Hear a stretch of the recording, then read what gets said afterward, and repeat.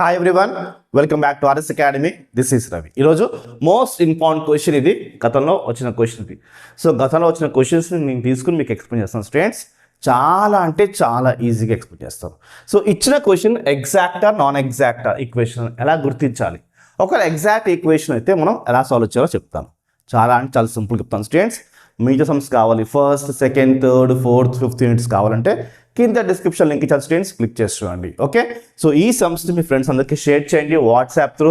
So మన channel subscribe చేసుకుని video like చేసి సపోర్ట్ చేయండి, మీకు మరిన్ని వీడియోస్ వస్తాయి. Okay, RS vibes 9 Insta account ఖచ్చితంగా ఫాలో చేయండి. ఈ సమ్ని చాలా సింపుల్గా చెప్తాను స్టూడెంట్స్. ఓకే, సో ఫస్ట్ ఇచ్చిన ఈక్వేషన్ నేను సొల్యూషన్ తీసుకుంటాను. సో ఇచ్చిన ఈక్వేషన్ని మనం గివెన్ ఈక్వేషన్ తీసుకుందాం. ఓకే, గివెన్ ఈక్వేషన్ ఏంటది? e to the power of y plus 1 cos x dx plus e to the power of y sin x dy. ఇది equation 1 అని తీసుకోండి. ఓకే, ఇప్పుడు ఇది ఏ ఫామ్లో ఉందో చెక్ చేసుకోండి. సో dx పక్కన ఉన్నదంతా మనం m అనుకుందాం, అంటే m dx రైట్, ప్లస్ ఇదంతా n అనుకుందాం, n dy. ఓకే, సో ఇది ఈజ్ ఈక్వల్స్ టు ఇది 0, ఇది ఈజ్ ఈక్వల్స్ టు 0 కాబట్టి okay is equals to 0 the first equation. Okay, so ఇది ఇలా ఉంది అంటే so it's in the form of m dx plus n dy ఫామ్లో ఉంది అని మనం ఫస్ట్ రాసుకోవాలి. రాసుకున్న తర్వాత ఇది ఎగ్జాక్ట్లోకి వస్తుందా నాన్ ఎగ్జాక్ట్లోకి వస్తుందో చెక్ చేయాలి. Okay, so it is in the form of m dx plus n dy అది రాసుకోండి. It is in the form of m dx okay n dy is equals to 0. Okay, ఇప్పుడు నెక్స్ట్ మనం ఏం చేయాలంటే ఈ mకి డెరివేషన్ పార్షియల్ డెరివేషన్ అప్లై చేయాలి, nకి పార్షియల్ డెరివేషన్ అప్లై చేయాలి. ఓకే, చూడండి, m తీసుకున్నా, n ఇక్కడ తీసుకున్నా. ఓకే, ఇక్కడ dx కాబట్టి ఇక్కడ నేను డో y పెట్టుకున్నాను, x కాబట్టి y పెట్టుకోండి రైట్. ఇక్కడ dy కాబట్టి డో x పెట్టుకోండి, ఇలా చేయండి. ఓకే, అంటే అప్పుడు ఏమవుద్దంటే చూడండి, ఇక్కడ చూడండి, అసలు m అంటే ఏంటి, m అంటే ఏంటి, n అంటే ఏంటో తీసుకోండి first. Okay, so first m అంటే ఏంటంటే ఇక్కడ చూడండి, m is equals to e to the power of y okay plus 1 okay cos x. n is equals to అంటే n is equals to e to the power of y sin x.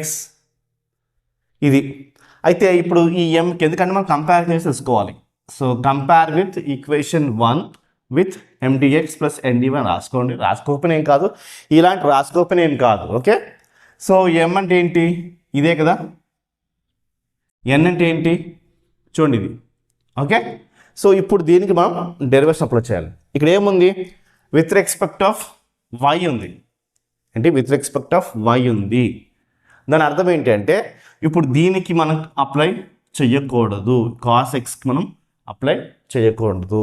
So only దీనికి మాత్రం apply చేసుకోవాలి. దానికోసం నేను ఇలా వేస్తాను చూడండి, easy కూడా తీసేసేయండి. డో m అంటే ఏంటి, ఇదే కదా m అంటే, కాబట్టి e to the power of y plus 1 right. బయట నేను కాస్ ఎక్స్ రాసుకుంటున్నాను అండ్ డో వై ఇలాగా. అంటే నేను ఏం చేస్తున్నా అంటే కాస్ ఎక్స్ డెరివేషన్ అప్లై చేయట్లేదు కాబట్టి బయట రాసేసుకుని దీనికి అప్లై చేస్తున్నాం కాబట్టి మనం డో బై డో వై దీనికి అప్లై చేస్తున్నాం, ఇలా రాసుకోవచ్చు, ఏం కాదు. ఓకే, సో ఇక్కడ కూడా అంతే, డో బై డో ఎక్స్. ఎన్ అంటే ఏంటి, ఈ to the power of why sign X. But ఇక్కడ ఏముంది, ఎక్స్ ఉంది కాబట్టి మనం ఏం చేయాలంటే ఈ టు ద పవర్ ఆఫ్ వైని బయట రాసుకోండి, ఈ టు ద పవర్ ఆఫ్ వైని బయట రాసుకోండి. ఇక్కడ కామ పెట్టుకున్నాం అలాగే, అంటే ఇది వేరే సమ్ ఇది వేరే సమ్. మీకు ఇంకా అర్థం కావడం కోసం నేను ఒక లైన్ తీసుకుంటున్నాను, ఈజీగా అర్థమవుతుంది. ఓకే, లైన్ తీసుకోండి. ఇప్పుడు ఏంటంటే చూడండి, e⁻5 పక్కన తీసుకున్నాం, sin xకి అప్లై చేస్తాం.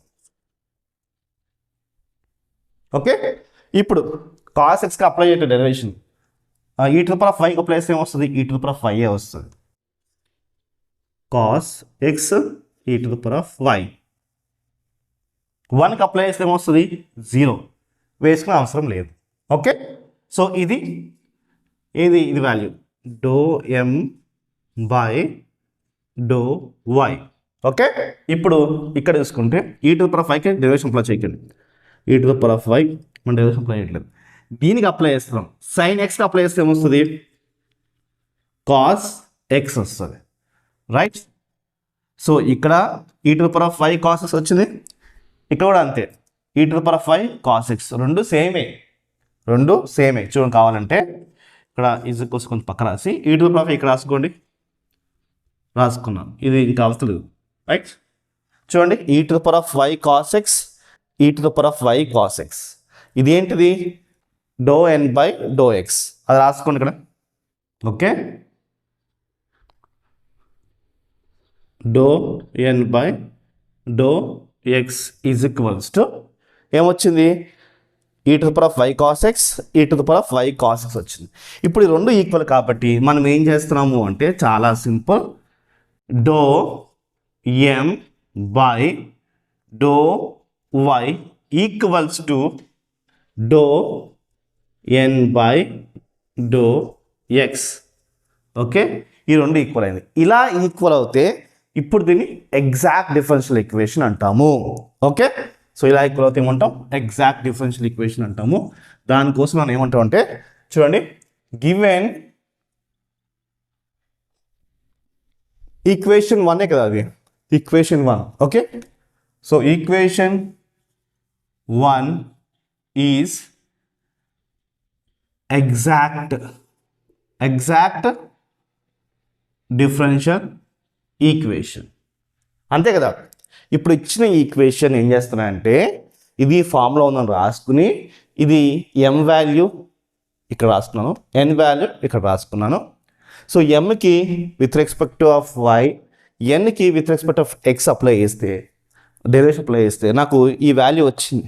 ఈ రెండు వాల్యూస్ ఈక్వల్ ఉంటే కాబట్టి ఈక్వల్ రాసుకున్నాను. అప్పుడు అది exact differential. Given equation 1 is exact differential equation అన్నాను.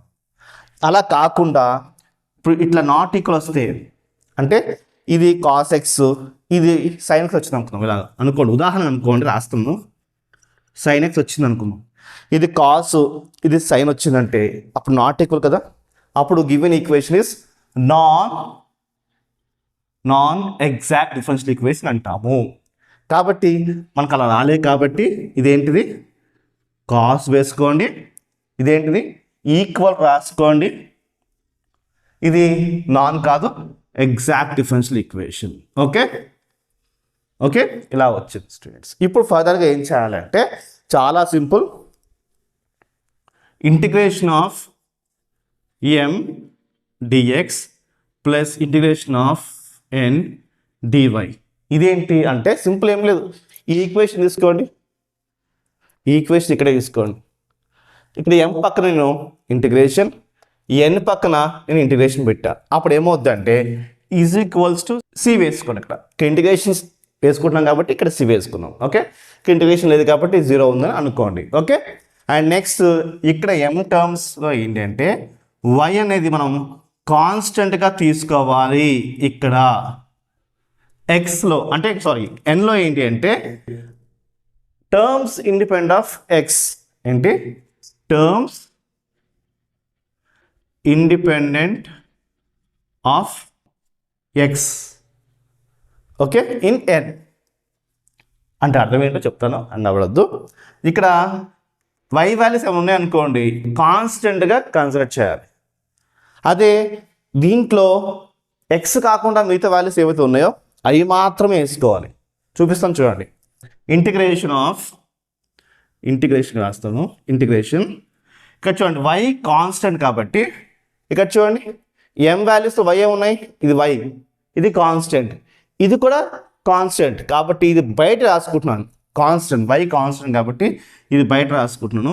e⁻y + 1. ఇక్కడ cos x అనేది cos x dx కాబట్టి ఇక్కడ రాసుకోవచ్చు.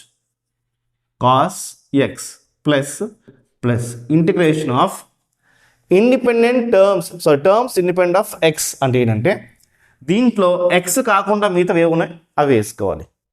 సో ఇది కాకుండా ఇది వేసుకుంటా అంటారేమో, కాదు, ఇదంతా కలిపి ఒకటే. ఏంటి ఇదంతా కలిపి ఒకటే కాబట్టి ఇక్కడ x వాల్యూసే ఉన్నాయి, y వాల్యూస్ లేవు. ఫర్ ఎగ్జాంపుల్ ఇక్కడ చూడండి, దీని మధ్య ప్లస్ ఉంది అనుకోండి, అప్పుడు ఇది తీసుకోము, ఇది తీసుకోవచ్చు. బట్ అలా కాదు కదా, ఇది మల్టిప్లై అవుతుంది కాబట్టి ఇది కలిసి కాంపౌండ్ కాబట్టి మనం ఏం చేస్తామంటే ఇక్కడ ఏ వాల్యూస్ తీసుకోము, ఇక్కడ 0 వేసుకోవాలి. ఎందుకంటే ఇండిపెండెంట్ ఆఫ్ x ఇక్కడ x వాల్యూస్తో పాటు y వాల్యూస్ ఉన్నాయి కాబట్టి తీసుకోకూడదు. So dy = c. రైట్, మీకు క్లియర్గా అర్థమైనకుండా స్టూడెంట్స్. ఇప్పుడు ఏం చేద్దామంటే e⁻y + 1 దీనికి ఇంటిగ్రేషన్ అప్లై చేయట్లేదు కాబట్టి యాస్టీస్ వేసుకోండి. ఇంటిగ్రేషన్ ఆఫ్ cos x అంటే అర్థం ఏంటి, sin x + 0 కాబట్టి అవసరం లేదు, c వస్తుంది. ఇదే ఫైనల్ ఆన్సర్. సో వీడియో నచ్చితే లైక్, షేర్, సబ్స్క్రైబ్. బాయ్.